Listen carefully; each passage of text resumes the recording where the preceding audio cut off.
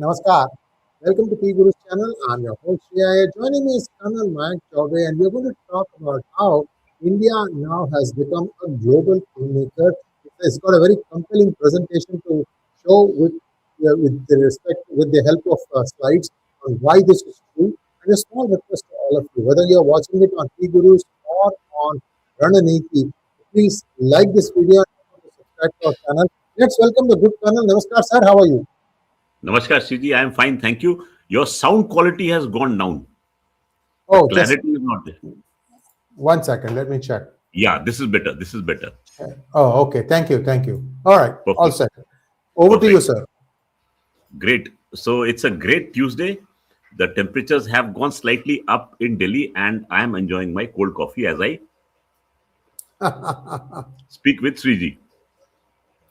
So, Yes. Sriji, So, today a lot many things have been observed, and you had rightly pointed out that there's a sort of a oil diplomacy, and what I've titled it's India US relations a well oiled machinery.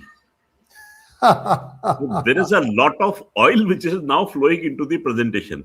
And we start the presentation India, the new gravity of the global order. And how is India gravitating it to that place? We will just see as we proceed in the slide order.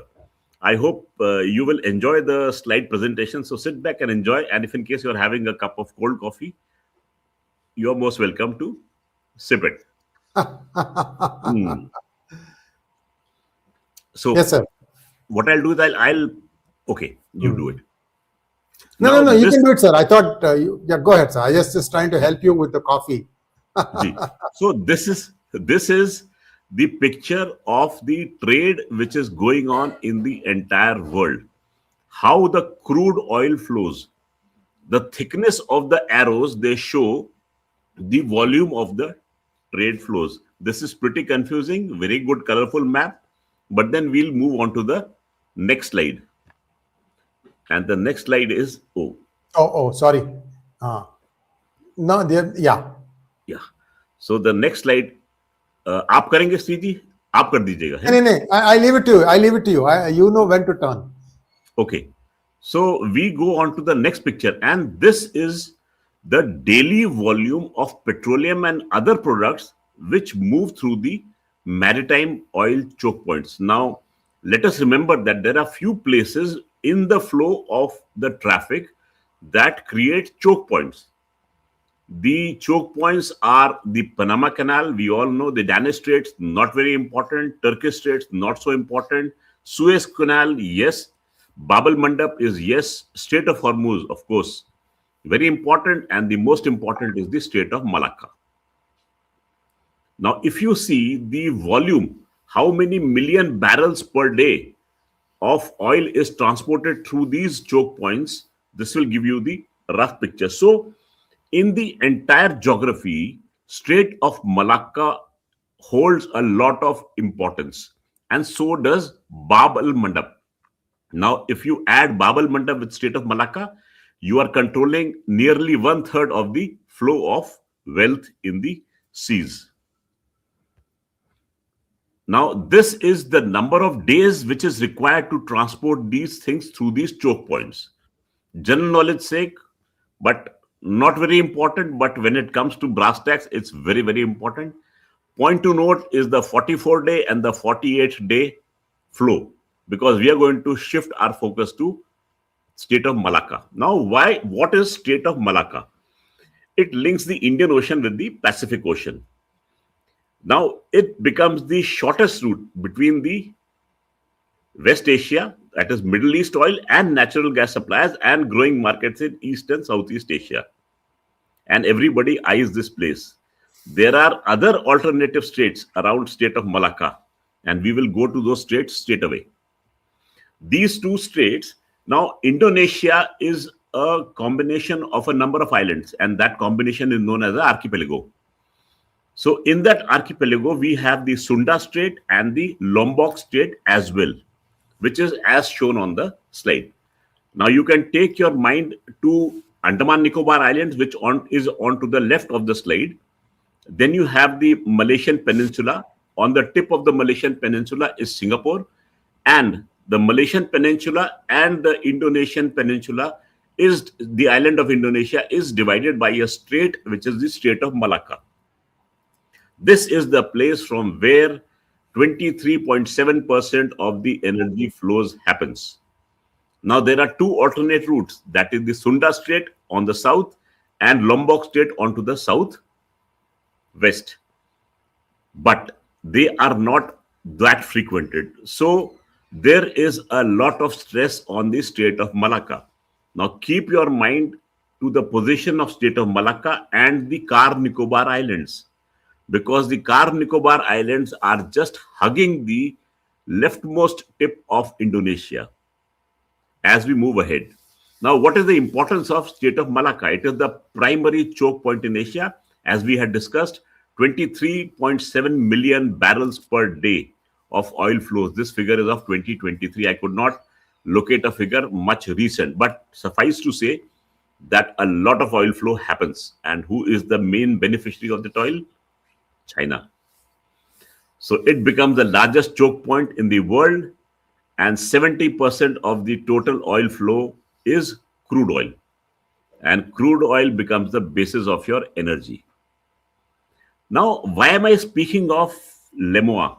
That is the Logistics Exchange Memorandum of Agreement. This happens in the year 2016 between India and the US. This is just a logistics facilitation arrangement. Please don't take your mind back from the seas and the Strait of Malacca, because it is going to link up somewhere here. Now, people were crying hoarse that India has handed over its sovereignty to USA. I'm sorry, that is not the case, because this is not a military alliance. Now, this allows Bharat and the United States to access each other's bases for fuel, berthing, repairs, and supplies. And it's on a case-to-case basis. It is not that we say, okay, USA, you can have the facility of the Mumbai port. No, it is on a case-to-case basis. Now, what is the strategic value? Now, the strategic value is that India is able to monetize its geography, because lot of seafarers pass through this way. How does USA gain? USA gains Indian Ocean's depth without treaty entanglement. So it's a win-win situation for both the US and India. Now, by getting into this treaty, what happens is that India becomes the ruler of the Indian Ocean. And once you become the ruler of the Indian Ocean meets the Chinese Sea through the Strait of Malacca. I hope now the jigsaw is falling into place. So, LEMOA gives us strategic autonomy. It does not dilute it. It creates mutual dependence without alignment. So, no CETO, no Centro, no NATO, or no Warsaw Pact, but you are still having an arrangement with one another. And the example of this arrangement was seen in September 2020 when US naval ship Yukon. Now, this is a oil carrier. It's a tanker. So it carries refueling of ships in the high seas. So the Indian naval ship Talwar, it receives energy, that is oil, from a US naval tanker Yukon. This happened under the LEMOA arrangements. You can see the pipe through which the oil will flow into the Indian ship. So this was one example of LEMOA. I hope. Now what happens is, when your ships are being refueled midway, the range of your movement, the fleet, becomes phenomenal. This is how we leverage on each other. So India now shifts from a balancer to an anchor. So we are not balancing between the two power blocks. We are now stabilizing the scenario in the world. And you have made your position indispensable. That is the greatness with which India has moved ahead. Now comes, how has India positioned itself with respect to US and Venezuela? We are not speaking of who has got the oil well. Suddenly, the Middle East is not in picture. You see, the production of oil is not in picture. The transportation and the refining has come into the fore. Now, Venezuelan crude, we know that it is a heavy crude. It is very complex. So only a few countries know how to do it. The countries who know how to do it is India, China, and to an extent USA. India and China can do it in bulk, USA in smaller quantities. So there is a restriction of utilization of heavy fuel. So what we have is we have the conversion capacity also, plus we can have a scale of economy. So we can refine more and we can do it at a lesser cost. So here India positions itself as an indispensable partner to receive Venezuelan oil. So when President Trump says that India will buy Venezuelan oil or the American oil and not Russian oil, remember that we are leveraging on USA now. We are now buying cheaper oil than what we used to get from Russia. And that is how we get into an arrangement. So if in case we are getting an arrangement, that is the logic behind that arrangement. Now, how does this boil down strategically? We are now a processing choke point. Understand that. So the oil is there, but very few know how to refine it. So you gain control over it. You are not just supplying it. So processing power equals geopolitical power. That is the catch line which I thought should catch everybody's eye. Now, we see what happens in January 2026. It's a good timeline to observe. UAE is providing LNG security. So we get into a $3 billion deal with the UAE. LNG floor is secured. This happens on January 19th. On January 27th, we have signed the signing of the mother of all deals, zero tariff, mega access to the markets of Europe and vice versa. India, lots of jobs created, lots of funds flow. Students can now travel to the European Union freely. And then suddenly we have an announcement that on January 30th, USA is going to reduce the traffic tariff to 18%. We are going to be less dependent on Russian oil and we are going to buy Venezuelan oil. So we are pivoting on Venezuelan oil. And then comes January the 30th, some deal with Russia that we will do a rupee ruble trade. So dollar is being bypassed. Now you see in the whole scenario, who is the winner? Of course, individual deals means negotiation. Negotiation means both the parties have gained equally. But there is only one common factor, and that is India, which has gained through all these things.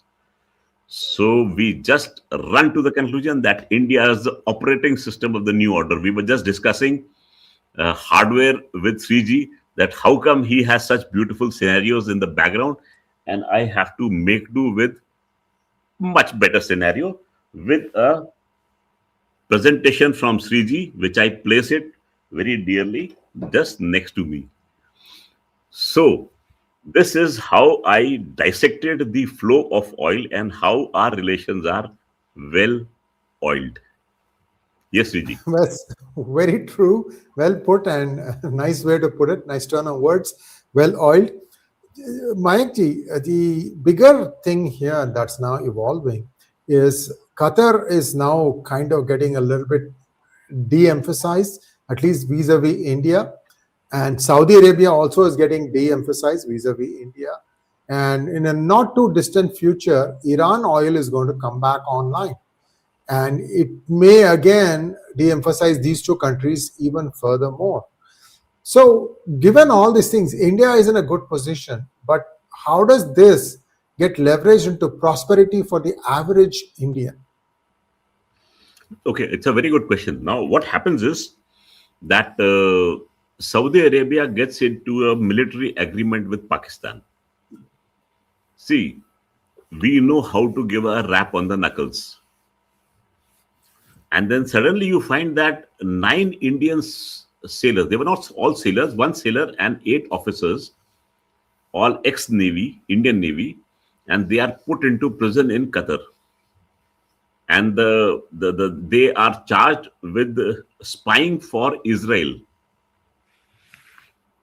And Qatar is the sole supplier of natural gas. I say sole supplier because maximum gas comes from Qatar. So when this happens, we start looking for alternate sources. And when we find alternate sources, we have a high level discussion between the two states. And these soldiers are then acquitted and they return back to the country. So we have seen that lot of arm twisting has to be done if in case we have to get into an arrangement with these two countries. So what we do is we quietly invite the head of state from UAE and we sign a deal with him. And what happens is we get a foothold in the Middle East via UAE. And the Gulf Cooperation Council also comes begging. They also want to sign something with us. Now, the issue is how have we benefited as a common man? The oil that we are getting from Russia is at a much lower rate. Now, we are refining this oil and selling it back to the EU. But if in case we are offered Venezuelan oil at a much cheaper rate, we will do the same process there. So, as a country, we become much more prosperous by this mere activity of refining. This is my little understanding of economics. I am not an economic scientist here, but I am trying to put the things together into perspective. How do we tend to gain? So, the oil that we get import, if we import it at a much lesser rate, we tend to benefit there. Sorry for that disturbance. But I won't be able to quantify how do we or what amount of gain is transferred to the common man. That I won't be able to do, Srija. Unfortunately, I won't be able to answer that question. Sarjeet, this question is an important one, especially for the BJP government. I'm going slightly into politics, mainly because every state you see, for example, Tamil Nadu, people are going crazy. 1,000 rupees from one party per month for women. The other side says we'll give you 2,000 rupees per month. Where's the money for all that stuff? Whereas BJP has essentially got an bonanza because the oil bonds that were issued by the UPA government over the last 10 years, 2004 to 14, have been paid off. So you don't have an extra overhang of expense on your crude imports, as well as now one of the biggest exports is petroleum, refined petroleum. But these are being enjoyed by a small set of companies, not being enjoyed by the entire country. One could make the argument, look, we are not producing crude, we are just processing it. That's just like, why should everybody get the benefit? My take on this is they need to come up with a white paper that explains some of these things, because India is continuing to give 80 crores of its population free rations. There's a value associated with that. That value is perhaps much more than the 1,000 rupee freebie or the 2,000 rupee freebie that people are enjoying. And that value cuts across all communities and all religions. You can't say that it's only going to one section of the society. It is going to the poorer sections of the society who can't afford it. And how is the money coming for that? It is coming from all these dividends. So somewhere in the government needs to start messaging very effectively in all these different languages. See what happens is bad luck comes for free. For good luck, you have to really work hard. Hard, yes. Done the hard work, man. You guys have done the hard work. BJP, you've done the hard work. Getting all these deals in such a short time is no easy task. So now this is just talk. Put it in nice, slick ways. ChatGPT, take ChatGPT's help. Take Google Gemini's help. Take every help you want. Doesn't matter. A few babus can do this thing, do magic, and then let the good speakers to go and talk about this in various states. So my 2 cents, because see, this is something that everybody is going to get benefit off of. Not just the people who are getting free rations, even for the middle class, because India can hold the price line for the petrol, diesel, kerosene, what have you, at the pump. whereas everywhere else it's just keeping on going up. So a lot of things are happening. Something, just do the proper messaging, and I think that's what is the most important thing. We need to feel good sometimes. It's and how we are feeling good is also important. GDP is 4 trillion, 4.2 trillion. It all feels good, but per capita is what really helps, because there you see prosperity coming into your own hands. Likewise, everybody needs to be told all these things. I think this is important. Thank you so What much, what I Mayank. gather from you, Sriji, is that what the government has been doing is projecting its image so far as the geopolitical scenario is concerned. How India has emerged as a power, but that power is not percolating to the common man in terms of how much is he getting, how has his food basket been made cheaper. Probably that messaging is not reaching the people, so the government of the day has to put in more effort in that aspect. That is what I presume you wish to Absolutely. say. Modi's guarantee in action. That's it. Yeah, 4 words. yeah. Modi's guarantee in action. And then put this. At the bottom Exactly. line, 5,000 rupiah per month. Aapko aa raha hai. No questions after that.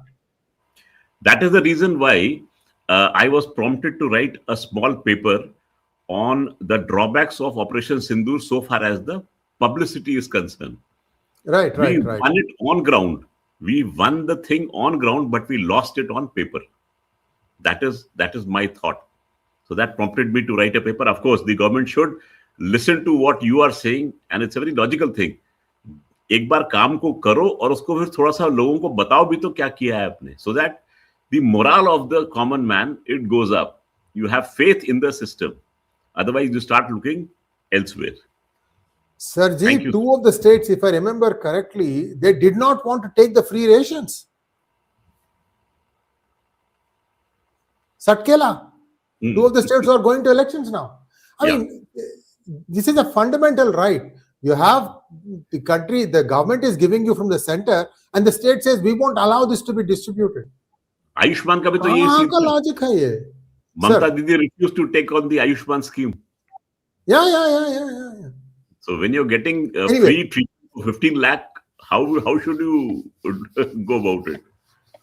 Sir ji, मैं इसीलिए कह रहा हूँ ना, get into action, IT cell and BJP, get this thing out in Bengali, Tamil, Malayalam, Assamese, and what else? What other? Pondicherry is also Tamil, so it's one shoe fits both those states. Do it, man. I mean, it's easy for you. You just have to get the numbers and show it. Inflation adjusted, it will never be less impressive than. It will be always more impressive than the other states that once in a while they give this thing. So let's hope that something good happens. When something good has been done on the ground level, you need to make sure that people understand what they are getting. Thank you so much, sir. Namaskar. Thank you, Sriji. Namaskar.